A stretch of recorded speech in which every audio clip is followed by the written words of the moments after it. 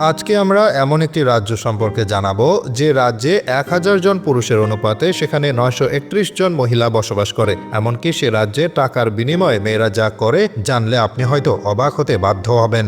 এমনকি সে রাজ্যে প্রতি বছর ধুমধাম করে পালিত হয় হর্নবিল উৎসব, আর সেই উৎসবে বিদেশি পর্যটকরা এসে সামিল হন।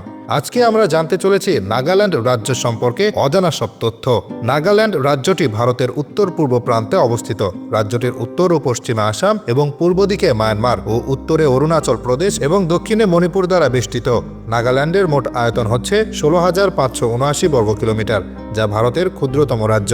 এই রাজ্যটিতে রয়েছে নাগা পর্বতের অবস্থান, যার সবচেয়ে উচ্চতম শৃঙ্গ সারা মোর্তর উচ্চতা হল প্রায় ১২,৬০০ ফুট।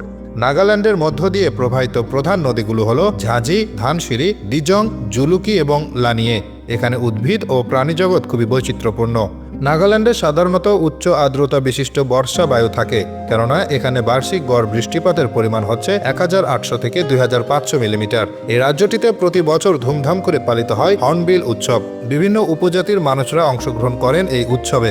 ঐতিহ্যবাহী লোকনৃত্য, গান, খাবার, পোশাক, গহনা সবকিছু নিয়ে মেলা বসে এই উৎসবে।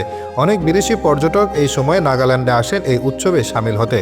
নাগাল্যান্ড রাজ্যের রাজধানীর নাম হচ্ছে কোহিমা, আর সব থেকে বৃহত্তর শহর হচ্ছে ডিমাপুর।